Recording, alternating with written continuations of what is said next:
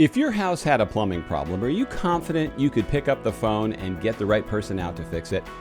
If you're building a house, do you have that same confidence in the plumbing crew your builder is using? And that raises the question, are there enough qualified plumbers out there that we can count on at all? My guest today is Matt O'Rourke. He's been involved in the plumbing, sewer, and drain industry for more than 25 years. He's going to take us inside the walls of your home, giving us important information that can make the difference between success and failure in taking care of your plumbing issues. I'm George Siegel, and this is Homeowners Be Aware, the podcast that teaches you everything you need to know about being a homeowner. Matt, thank you so much for joining me today. Thank you. I appreciate the invite. Now, anybody that's ever called a plumber knows you can get a good person showing up and you can get a bad person showing up. How important is it to find the right person to do the job? That's a great question. And it's a tough one because you really don't know who you're going to get. And plumbers can range in different levels of experience or skill level. I think the most important thing you can do is really communicate what your expectations are. You know, is it water conditioning, water filtration? Is it hot water? So that way the business or service provider you're calling can pair you with the plumber that's the most experienced in that. And because passion plays a big role in it. If I'm passionate about water heaters or water filtration or conditioning, clearly I'm going to be more experienced and educated on that specific product. And when you think about plumbing, it is huge, right? I mean, there's a lot involved in plumbing, different from faucets to toilets to drains to boilers and water heaters. There's all kinds of different things. So yeah, I'd really try to be upfront and set expectations of what you're looking for when you're hiring a plumber. Yeah, I think when I've had the worst experiences is when I've had some of those home warranties where they have somebody that they send out, and sometimes I've learned there's a reason that person was available for taking less money for that job. And that's frustrating. And then the other time is when you're building a house, or even when you buy a house, whoever the builder used to do their plumbing, that can have a major effect on how that job comes out. Oh, absolutely. And new construction plumbers are different from service plumbers. And then you brought up home warranty, which is a whole different animal because, like, I'm going to be honest, they don't get paid very much. Home warranty companies want the problem fixed is for the lowest cost possible, which, is not always the best thing to do. Yeah, low bid wins is never a good thing, I think, when it comes to fixing stuff in your house. It really isn't. Now, I had a friend who was a plumber one time, and I said, how do you get away with charging what you do per hour? And he looked at me and he goes, it's the tools. He has the right tools to fix things. Now, I know it's a lot more than that. The tools in the head, and again, be honest, look at the expectation of what you're trying. If you have a leaking toilet, and that's a fairly new toilet, you just need it fixed. That's way different than getting a new toilet, because I don't like sending our customers to Home Depot or Lowe's or any of the box stores, it doesn't matter which one, and say, go pick out what you like and I'll install it. Because there are a lot of options out there with new technologies that for some, what they have at those box stores might not be what you really are looking for. And you need a plumber that can kind of explain that and educate you on all the different options that are out there. It's like you would never buy a car from one place, right? You're not going to go to a box store and buy a car. You're going to go and hope that the salesperson actually tries to sell you on your expectations, your family lifestyle, all of those things that play into it. Now, having the wrong person, and what we've learned, like we have an upstairs bathroom where they didn't put the seal in right when they installed the toilet. And when that happens on the second floor, that water has to go someplace and it ends up on the first floor. You can have major problems. How can a homeowner quality control those kind of things? Are you really just at the mercy of whoever the builder chose? Well, you are at the mercy, and you're at the mercy of marketing, right? If a business or a plumbing company does really good at marketing, the chances are you're going to probably find them first, and then you're going to call them without knowing who that person is.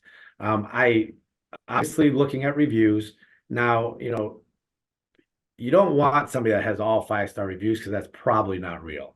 And we all have issues, we all have mistakes, and sometimes you just want to make sure that the business or the plumbing company you're hiring is going to stand behind the work and take care of it no matter what happens.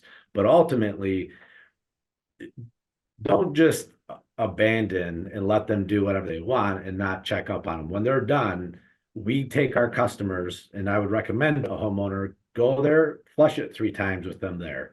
Have them show you what they did. Uh, the ones that are going to be really proud of their work are going to want to take you and show you what they did. If they're not doing that or they're rushing, then red flags kind of start to come up, right? If I like to say this to our plumbers, educate the homeowner. As a homeowner, if you don't clearly understand what they did and what you paid for, that's probably a good start to a sign that something's not right. We should be able to educate you so you understand exactly what the problem was and what we did to fix it. And ask for options, because there's always options. Yeah, those 5-star reviews are always sketchy to me if there's too many of them. It just means you have a big family and a lot of friends. I like the 2 or 3-star where the company actually goes on there and says, well, what can we do to make this right for you? Or they explain. Sometimes the customer's just a total a-hole and they're the problem. But you learn more Absolutely. from those. 100%. It tells a story, right? So the more you can tell a story about the business you're hiring, and again, I think it goes back to there are really good plumbing companies for new construction type plumbing. There are really good companies that snake drains and get sewers open and excavating. And there's really good companies for water conditioning and water filtration. But that doesn't mean the new construction plumber is going to be able to educate you on water conditioning and water filtration or water softeners. So you really want to find a plumber that you can trust that's going to be open and honest with you when they say, you know what, that's not what I'm an expert in. Let me find somebody who can help you. And it might be going to a manufacturer, it might be going to a local wholesaler or plumbing supply store and say, hey, who do you know that has installed this? Or who do you know that can help with that? And get some real world industry guidance or suggestions as far as that goes. So the person who fixes a drain or a clogged toilet is not necessarily the person I want for my water softener or the RO system. Yeah, most likely not. Yeah.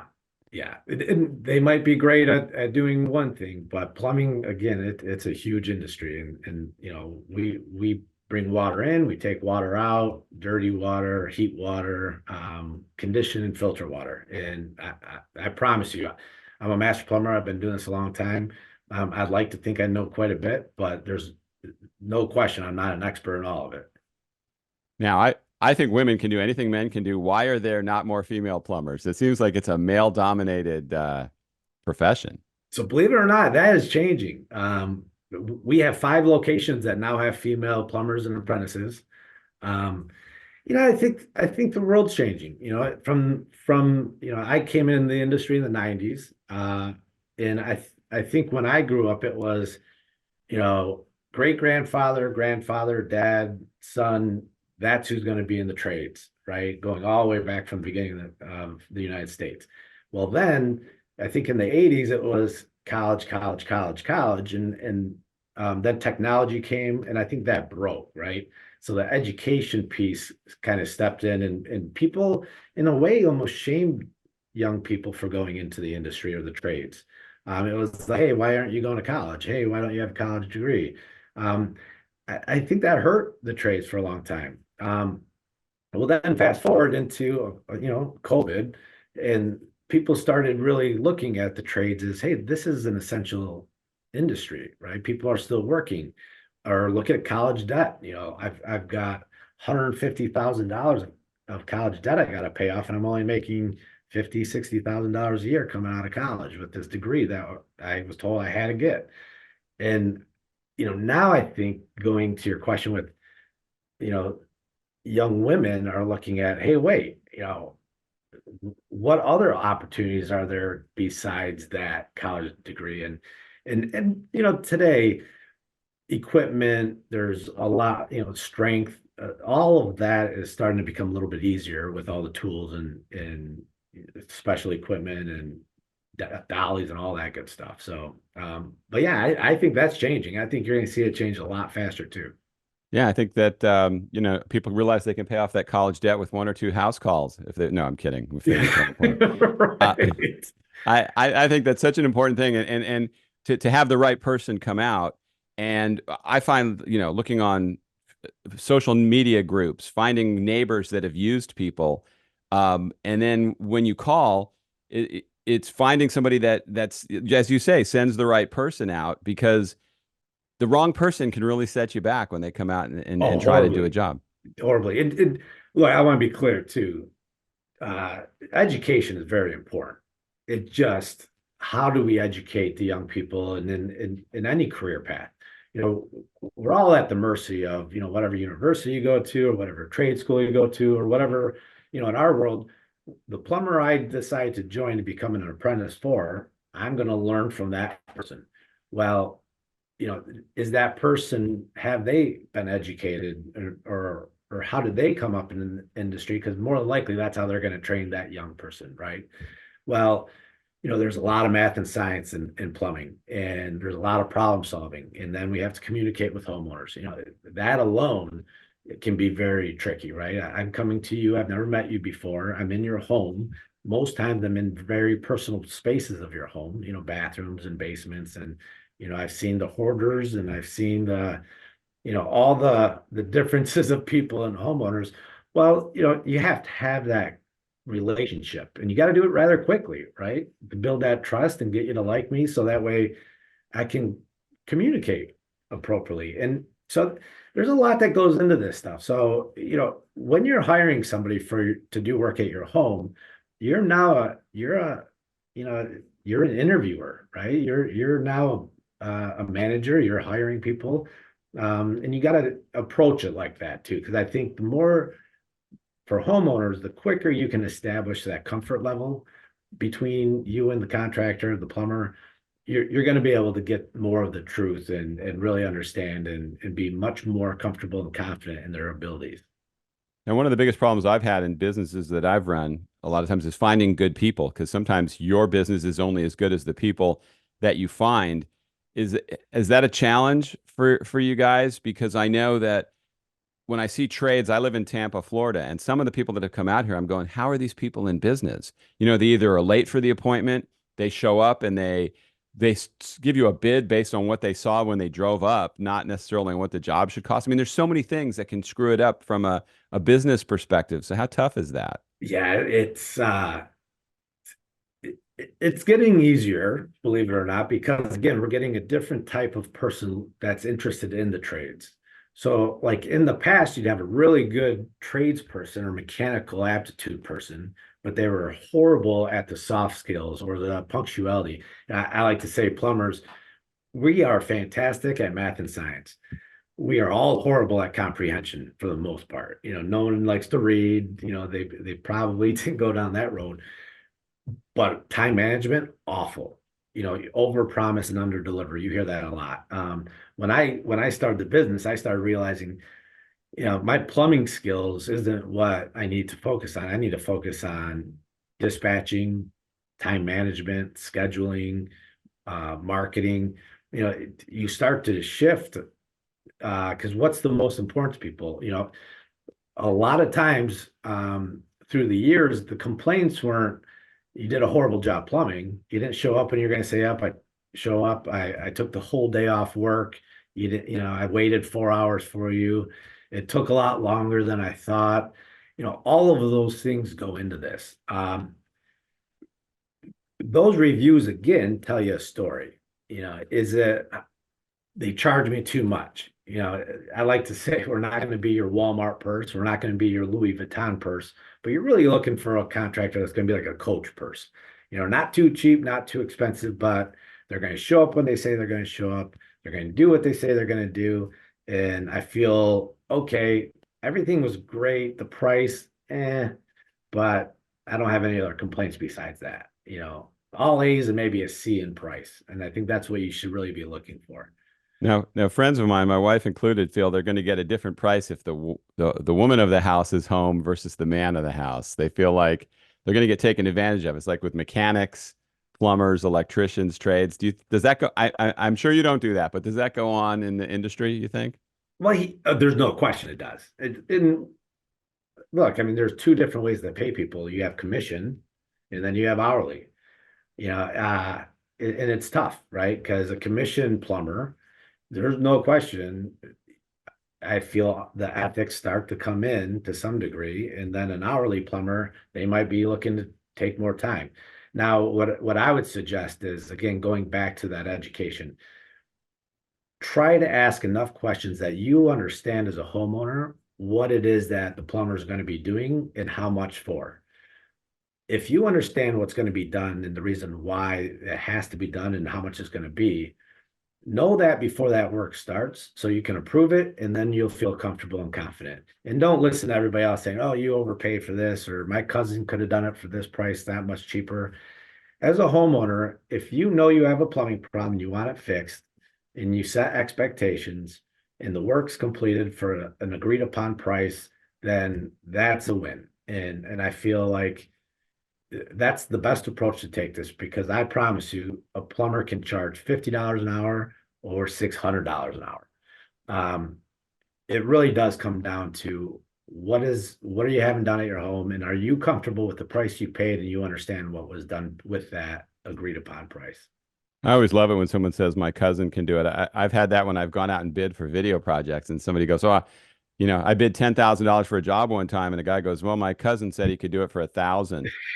And I said, "You want me to match that?" I go, "No." I said, "But would you do me a favor and show me that video when it's done? I would love to see what that $1,000 video is like, and if he gets it done in the next 5 years." I never heard from them Yeah, again. right. I mean, if you're looking for the lowest price, because for whatever reason, then just again, I would say to the plumber as they come in, hey, look, my budget's $200. This is what I'd like to have done. Can you do it or not? And if they say nope, I'm at $600 and you can't find, I'm not saying don't negotiate, because here's another thing too. If you're having a plumber come to your house and do a small little task, let's just say your bathroom sink is slow draining. That's probably a pretty easy fix, right? It's probably just, a bunch of hair or gunk, and we can get that clean, and you're going to pay a higher rate just because we still made the trip out there. Mm. And, a lot of companies might charge an hour minimum. But if you say, hey, here's a long laundry list of things that I'd like to have done, or, this faucet's leaking, this water heater's not working, this drain's slow. I promise you, the more you have done, it starts to bring that rate down, as far as having, now we have more things to do, and we could probably get a couple more things done in the same amount of time as it would take us to do something very simple. So again, I would really caution homeowners, the more you can save our time as plumbers by saying, okay, here's what I got, here's our budget. There's nothing wrong with kind of negotiating that, because plumbing isn't like, hey, here's a pound of strawberries and it costs $8. It really is. It's fair to be negotiating, to some degree, but to be Yeah, fair, never hurts and to make sure ask. you're comparing apples to apples. Did I come to you on a Saturday on time and show up and, professional, and I'm going to protect your property. I'm going to give you a warranty. I'm going to stand behind my work. There's value to that, right? Absolutely. Now, where should I be buying my plumbing products? Should I be going to places like Lowe's and Home Depot? Should I go to a supply store? If I have to go get something, what's the best course for me to follow? Yeah, that's I'm not saying do not go to the retail box stores, but they're very limited in the supplies. And I promise you, what you find in a retail box store is not the same quality as what you will find in a plumbing wholesale or a plumbing store. A good example is power tools. The power tools that you buy at those stores are not the same quality and make than if you went to a real tool store. They might look the same, but they might be made out of the country. They're definitely, there's a price point, right? And there's no question, the higher the price, the quality should be going up. Um, my biggest recommendation would be to find a manufacturer and go to their website. Uh, Plumbing especially, there is just not enough space on those shelves at those stores to show you all the latest and greatest and the new technologies coming out. And then you're limiting yourself to a specific brand. For an example, Navian water heaters. Most homeowners probably will never ever see that. And that is a very, very good water heater, and it's tankless. It's a limited water heater. and they are awesome. But you're not going to find it at one of the stores that most people can walk into. So I would do a lot of research. I think the more research you do online, and whether it's Google searching or looking through trade magazines, there's a lot of really neat things out there that people just aren't aware of. And again, you're at the mercy of that plumber coming to your door. If that plumber doesn't know about it, or educating themselves, or they've been in this industry for 20 years and they're still doing the same thing 20 years ago as today, then you're gonna get limited to what options you have. So long answer, but I would definitely find your local wholesaler. Walk in there, they have coffee and popcorn and pop, and just start asking questions. Say, hey, tell me the latest and greatest. Yeah, my challenge has always been, and it's gotten a lot better in places like Lowe's and Home Depot, is finding help. And when you walk into some of those supply houses, there seem to be very knowledgeable people that help you pretty quickly. Oh, and they can refer you too. Yeah, no, that's good. Another thing you can do is go to your local municipality and your building department. They can't refer people to you, but you can say, hey, can you give me a list of companies that have pulled permits or have done this type of work? And you get a pretty good beat on who is a reputable or somebody you can trust. Now, most plumbing repairs, though, don't need to be permitted, do they? I mean, I know people get in trouble when they don't get permits for certain things, but it's not like adding on an extension at your house. If somebody's putting a new water heater in, you don't need a permit for that. Replacing water heater, you do actually. Yeah, replacing a toilet, you don't, or a faucet, or fixing anything. But even outside of that, the building departments are going to know who's doing things at least the right way, because normally when people have complaints, or people maybe give a down payment or pay for a service and then it's not, they don't show back up, or something goes wrong, the first complaint is usually to the local building department. So if there's something shady going on, they probably have an idea who that person is. Well, that's interesting, though. You surprised me with that. So if I replaced I have a tankless water heater. Even a tankless water heater would need to be permitted if they put a new one, or is it just the big old hot water heater? No, any water heater replacement definitely has to be permitted. Interesting. That's good to know. I bet a lot of people never would even think to ask that. No, there's a lot of misconceptions, right? Just because you pull a permit for a water heater does not mean that inspector is going to come into your house and say, "Oh, you got all these other things wrong." That's not the case. And then you're in Tampa, so in Tampa, your electric water heater, it's probably electric tankless, right? I think it runs on natural gas, but you know what? This is my stupidity. I don't know. Yeah, in Florida, gas isn't very common, right? And not to get too technical, but there's what we call temperature rise, right? So in the northern states, I'm up in Michigan, our groundwater is about 45 degrees, and we have to heat it up to about 120 degrees to get the hot water.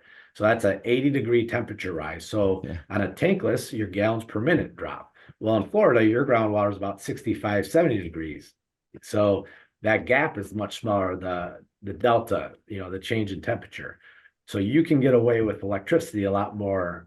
Electricity just doesn't work in the northern states. But that's a good, you bring up a good point. You don't know if you have a gas or electric water heater, right? So when you're calling for a plumber, they start asking questions, it's going to be harder for you to be able to figure out. And that's where I think we really try to educate homeowners, right? Because if you go on vacation or you go on a cruise and you're gone for a couple of weeks, there are things that you can do to prevent really bad things from happening. But it also will help you when you get a plumber that might not know what they're talking about, or trying to oversell you, or maybe just something's not right. It'll be easier for a homeowner to understand, hey, wait, that doesn't seem right, and start asking questions, and then ultimately say, well, maybe I'll get another opinion. Yeah, I mean, I'm the first to admit, although I do a podcast called Homeowners Be Aware, I like to let the experts, tell me what certain things. I just found out recently our generator needed oil if it ran for more than a couple of days. They never told me that. So there's so many things homeowners don't know. And if you don't take the time to find out that knowledge on your own, you don't find out until it's an emergency and then you need it. If my hot tankless water heater broke today, I would not know the answer. Now, my guess is that it runs on natural gas. But you're absolutely right. I have no idea. Well, and then based on you telling me you have a generator, now I'm pretty confident it's on natural gas, right? Yeah. So there's So certain things we assume, but there's still so many things we don't know as exactly right. homeowners. And you're very trustworthy, obviously. You're calling in an expert and you're assuming that he's an expert or she's an expert. And they might be fantastic at snaking drains or, doing water filtration again, but they might have never worked on a tankless water heater. Yeah. I'll tell you, when we went to get a generator, the spread of price was $20,000 from one company to another. That's a dramatic difference. So somebody was trying to rip us off. And that's always a disappointment. So although I rely on other people, I don't trust very many people. Oh How yeah. many estimates should I get on a job normally? Depends on the job. It depends on how you like that person who's coming to sell you the job, truly. 'Kay, here's, let's take your tankless water heater for an example. If that stops working and you call a plumber that doesn't know that manufacturer of water heater that you have installed, instead of repairing it, they're going to give you a price to replace it. And that could be a matter of spending a couple $100 versus a few $1,000s, right?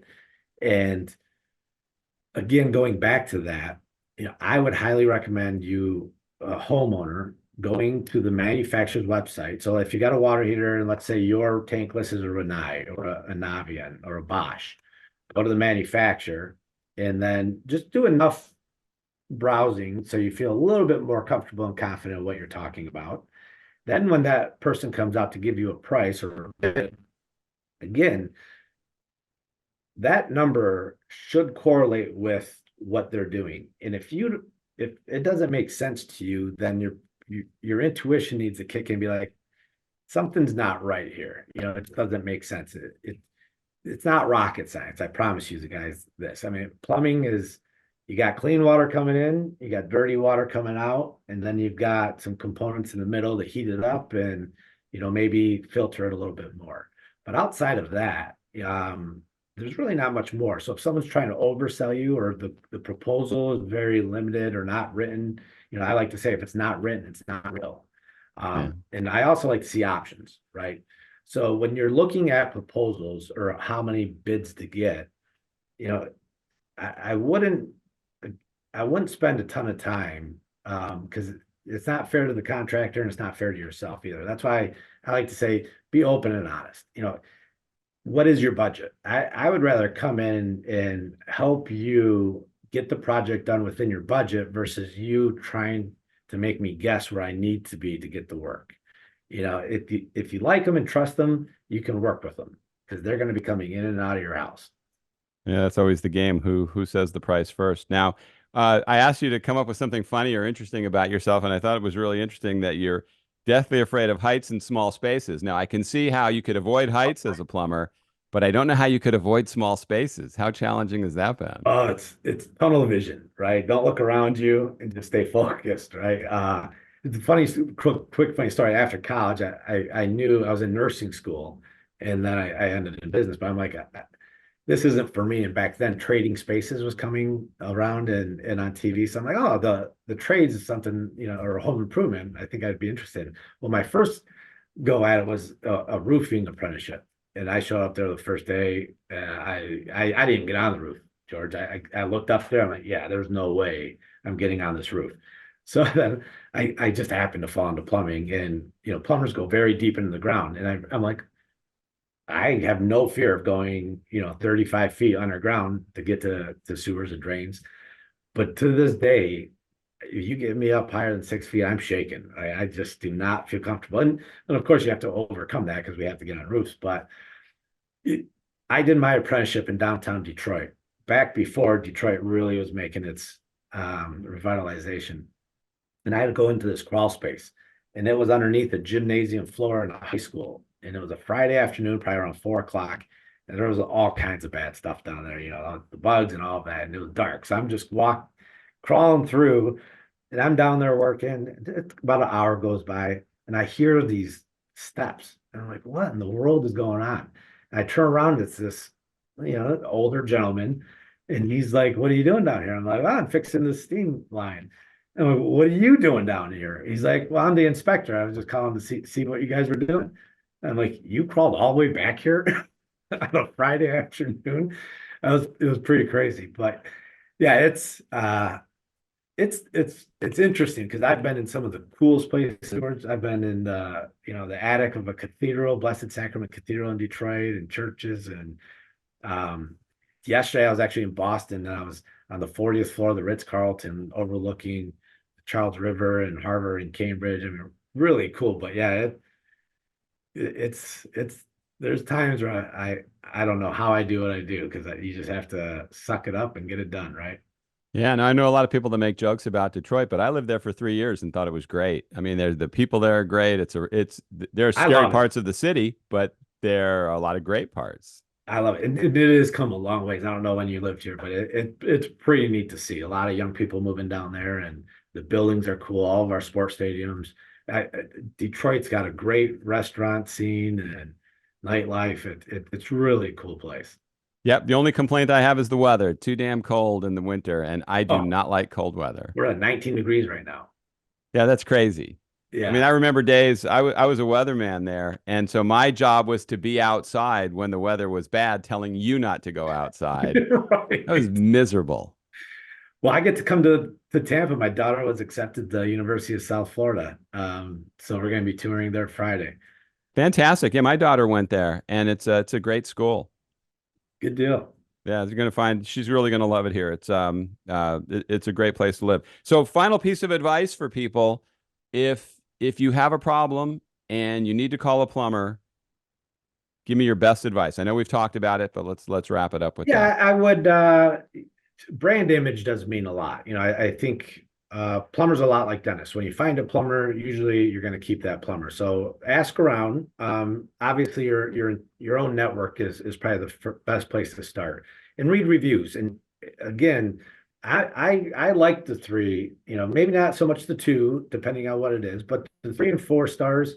I put a little bit more weight in those, and be careful too, because reviews, people are all kinds of sorts of different, right? So what might be important to you might not be quite the same. So even when you're on that phone call, I would ask those questions.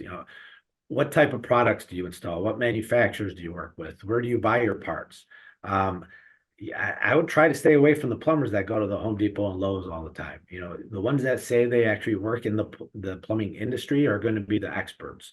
That the ones that go to Home Depot, buy all their parts, I promise you, those aren't what your expert plumbers. They're not going to Home Depot and Lowe's to buy their product. Okay, last question, and I have to ask this because I see it all the time when we're walking our dogs in the neighborhood. We see trades that are out at the street. The guys are all smoking, and then they go in to do their job. And I'm thinking, when somebody walks into my house as a non-smoker and they've been smoking out by the curb, that drives me crazy. What do you guys do about that? That's well, that's the difference between a new construction plumber and a service plumber. Quite honestly, your service plumbers, they're not going to probably be standing out in the street smoking.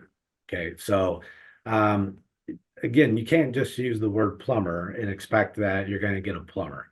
That's where you really got treat it as like an interview. What are they experts in? If you're putting an addition on your house, then yeah, you're going to get the plumbers that are probably smoking, and they're going to be great at it. But it's not the same as what I like to use the word retail. Most homeowners, if they're coming to your house, you're looking for a retail plumber, a plumber that is going to come in, educate you, give you options, and know what products to put in your home. If you're building a new house, you do not want a retail plumber. You want a construction plumber. And those are probably the plumbers that are going to be smoking and standing out at the trucks. And, they're not going to have the wrap trucks or the logos, but you also don't want to pay retail rates to do that type of plumbing work. So just know that there's a difference. And you probably I'll try to sum this up in 3 ways. You've got your drain cleaners, you've got your retail plumbers that do service work and finish plumbing, and then you've got your construction plumbers. Know that there's those three differences and then ask those questions, because that'll help you understand the pricing and what you're going to get when you call one. Now, what about the guy you see advertising on TV or on the billboards, or the ones that are spending a lot of money marketing? Do they tend to cost more? Absolutely, right? Cost of doing business. Now, with that being said, they also have a little bit more to lose, right? Because their name's out there, you know who they are, and so you're going to get a better job. They're going to be a little bit more money. Hopefully, they're still fair, right? Those are great ones to have in your phone, though, because when you need them at nights and weekends, that's who's going to answer their phone. Yeah, that's when things always seem to break, on a Saturday or late at night, when it's like, okay, that's going to cost me more. Oh, and look, we want people to try to do things on their own that they can. And we'll even say, hey, look, this is something that you can do if you want to watch. Just don't do it on a Sunday morning.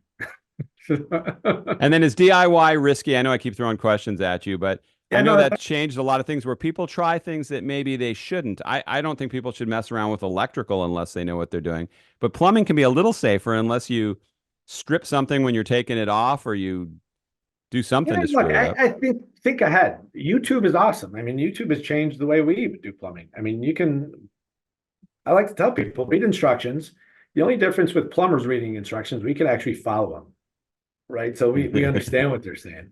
Yeah. But if you're going to do something, think 3, 4, 5 steps ahead. Do you have your towels ready? Do you have your buckets ready? Do you know where to shut the water off or the gas off? If you're gonna try to replace that toilet on your own, know where to shut the water off first. So in case something does go haywire, you have that. Maybe you know who your plumber is, or you've already got hey, I'm gonna give this a shot, but I'm gonna have that plumber on speed dial just in case. Right. You can really do a lot nowadays, George. I think the manufacturers have done a fantastic job with putting content out there to help people do it on their own. Quite honestly, a lot of the products aren't that hard to install unless you're getting into the tankless and the bidet seats and all of that. Really, nothing. I'm telling you, if there's anything, there's a lot more out there that people know that that would really make your life a lot nicer. As far as bidet seats and tankless water heaters, and kudos to you for having that. But yeah, just know where your water shutoffs are. Try to understand what could go wrong, so that way you're a little bit prepared for it if it does. I think my biggest advice is know your plumbing. Go underneath your sinks, turn the valves on and off. The old saying, if it's not broke, don't fix it. That can lead to a lot more problems than going there and actually, turning the water on and off periodically and testing things if you don't use it. If you got that big jacuzzi tub and you don't use it ever, run the water there every month, and take tours of your home and go in the basements once in a while. Test it all out, because the more you do that, the longer that stuff's going to last. Yeah, that's great advice. And then, it's like with a pool heater, you don't heat your pool for 6 months, you go to use it and it's not working. Those things can't just sit around and not get used. No, they freeze up. They actually literally lock up. So, especially in Detroit. Yeah, exactly right. Yeah. Yeah. Hey, Matt, thank you so much for coming on today. Great advice. People can reach you. You're going to give me, you gave me some social networking links that people can get in touch with you. Absolutely. Yep. And I appreciate the invite, and this was really cool. If you have a story about your house, good or bad, I'd like to hear from you. There's a contact form in the show notes. Fill it out and send it my way, and you might be a guest on an upcoming episode. Also, check out the link in the show notes to the trailer for my new documentary film, Built to Last, Buyer Beware, that's coming out this summer. Thanks for taking the time to listen today. I'll see you next time.